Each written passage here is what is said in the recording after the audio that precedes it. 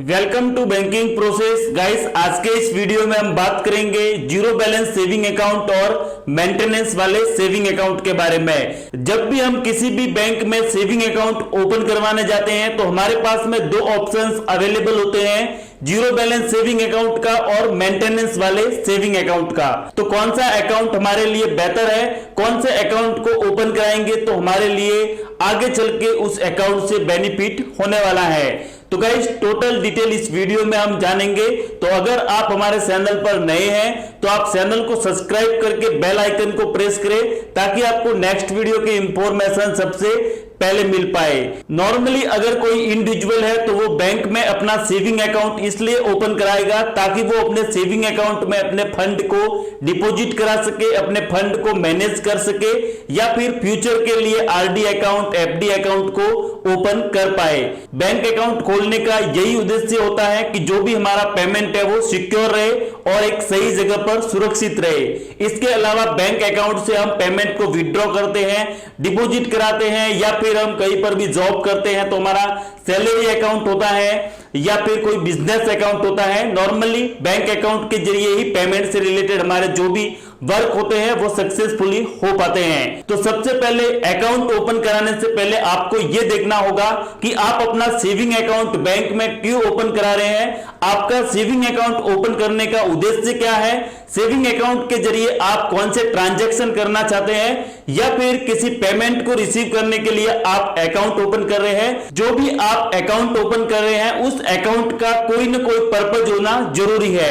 आजकल तो बहुत सारे लोग ऐसे ही अकाउंट को ओपन कर लेते हैं, ना ही कोई पर्पज होता है ना ही कोई उद्देश्य होता है, फिर भी बहुत सारे बैंकों में अलग अलग अकाउंट को ओपन कर लेते हैं।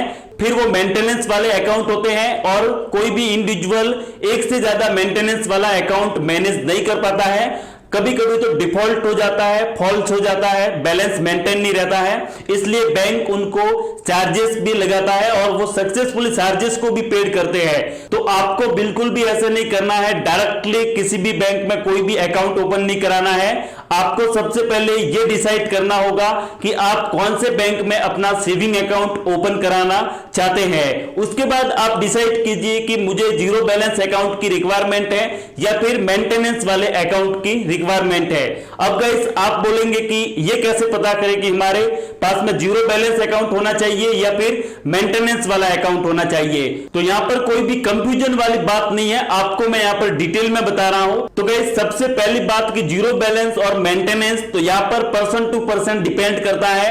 अगर आपके पास में कोई पर्टिकुलर फंड हमेशा के लिए अवेलेबल होता है तो आप एक मेंटेनेंस वाले अकाउंट को भी ओपन कर सकते हैं, लेकिन आपके पास में फंड अवेलेबल नहीं है, लाइक आप स्टूडेंट हैं या फिर आपका बिजनेस ही स्मॉल बिजनेस है, आप ज्यादा अमाउंट को मेंटेन नहीं कर पा रहे हैं, तो ऐसी कंडीशन में आपको मैं कंसीडर करूंगा जीरो बैलेंस अकाउंट आपके लिए बेस्ट है। क्योंकि जीरो बैलेंस अकाउंट में आपको कोई भी बैलेंस मेंटेन करने की जरूरत नहीं होती। बाय चांस अगर आप अपने अकाउंट में ट्रांजैक्शन नहीं भी करेंगे, बैलेंस को मेंटेन नहीं भी करेंगे तो भी आपका यहां पर कोई भी लॉस होने वाला नहीं है, ना ही आपके ऊपर कोई भी बैंक चार्जेस लगाएगा। लेकिन जिस भी बैंक अकाउंट के लिए आप जा रहे हैं, जो भी बैंक अकाउंट आप ओपन करा रहे हैं, उससे रिलेटेड जो भी आपकी टर्म एंड कंडीशन है उसको आपको रीड कर लेना है।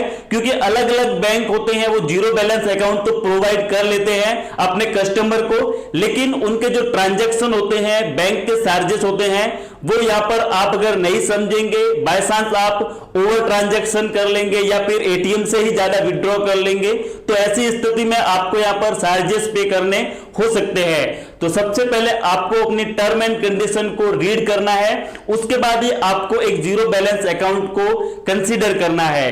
अब आप प्राइवेट सेक्टर बैंक में ओपन कराए या फिर गवर्नमेंट सेक्टर बैंक में अपना zero balance saving account open कराए। तो गाइस ये भी आपके ऊपर ही डिपेंड है, यहां पर मैं आपको कोई भी अकाउंट सजेस्ट नहीं कर सकता।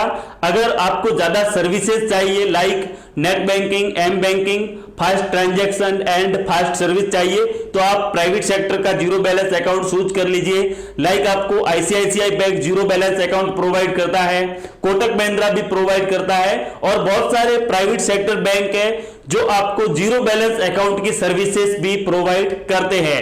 तो आप डायरेक्टली अपने नियर में जो भी बैंक है प्राइवेट सेक्टर, वहां पर आप विजिट कीजिए और बैंक मैनेजर या फिर बैंक एम्प्लॉय से आप डायरेक्टली बात कर सकते हैं जीरो बैलेंस अकाउंट को ओपन करने के लिए।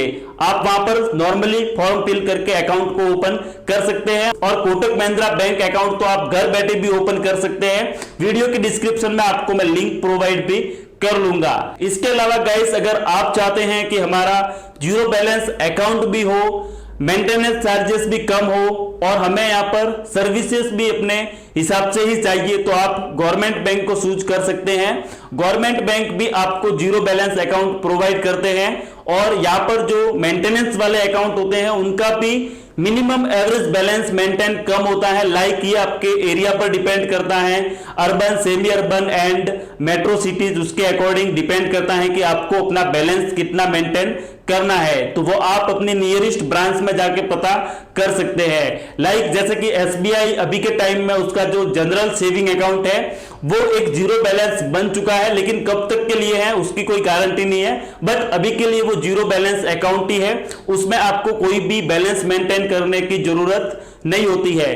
तो गाइस, ये तो हो गई अपने जीरो बैलेंस अकाउंट के बारे में बात। अब इससे रिलेटेड अगर आपका कोई भी कंफ्यूजन है तो आप वीडियो के डाउन में कमेंट कीजिए ताकि मैं आपकी हेल्प कर पाऊं। अब बात करेंगे कि मेंटेनेंस वाला अकाउंट किनको ओपन करना चाहिए और क्यों ओपन करना चाहिए। तो मेंटेनेंस वाला जो भी अकाउंट होता है उस अकाउंट में आपको एक पर्टिकुलर फंड मैनेज करके रखना होता है। यह भी आपके एरिया के ऊपर ही डिपेंड करता है, rural, semi urban, urban and metro cities. जितना बड़ा आपका एरिया होगा उतना ही बड़ा आपको अपना फंड मैनेज करना होगा। लाइक ये प्रीमियम बैंकिंग भी प्रोवाइड करते हैं, लेकिन वो इंडिविजुअल पर डिपेंड करता है कि वो कितना बैलेंस अपने सेविंग अकाउंट में मैनेज कर पाएंगे।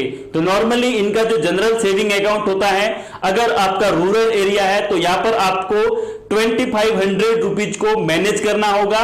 वही अगर सेमी अर्बन है तो आपको 5000, अगर आपका अर्बन एरिया है तो 10,000 एंड मेट्रो है तो आपको 10 to 15,000 रुपीज है वो नॉर्मली मेंटेन करना होता है। एस्टिमेटेड है, किन्हीं बैंकों का अप डाउन भी थोड़ा बहुत डिफरेंट हो सकता है। तो गाइस, अगर आपको एक बेहतर बैंकिंग सर्विस का अनुभव लेना है, बेहतर सर्विसेज चाहिए, तो आप बैलेंस मेंटेन करना वाला ही अकाउंट ओपन करें। और आपको नॉर्मली अगर कोई ट्रांजैक्शन करना है, अपने पेमेंट को रिसीव करना है, विड्रॉ करना है, बैलेंस कोई भी मेंटेन नहीं रखना है, तो फिर आप जीरो बैलेंस अकाउंट के लिए जा सकते हैं। लेकिन आप चाहते हैं कि हम अपना सेविंग अकाउंट इस तरह मैनेज करें, मेंटेन करें कि आगे चल के उस अकाउंट से हमें कुछ बेनिफिट भी हो। लाइक जैसे कि pre approved 2 wheeler loan, 4 wheeler loan, home loan, car loan and आपका प्री अप्रूव्ड पर्सनल लोन और प्री अप्रूव्ड क्रेडिट कार्ड आप लेना चाहते हैं विदाउट इनकम प्रूफ के, तो प्राइवेट सेक्टर बैंक का मेंटेनेंस वाला अकाउंट आपको बहुत हेल्प करता है। अगर आप इस अकाउंट को मैनेज करेंगे तो इन फ्यूचर आपको ऑफर मिलने के चांसेस भी रहेंगे। वैसे प्राइवेट सेक्टर बैंक का जो जीरो बैलेंस अकाउंट होता है, काफी इंडिविजुअल को इनमें भी ऑफर मिल जाते हैं, लेकिन मेंटेनेंस वाले में थोड़े ज्यादा ऑफर मिलने के चांसेस रहते हैं।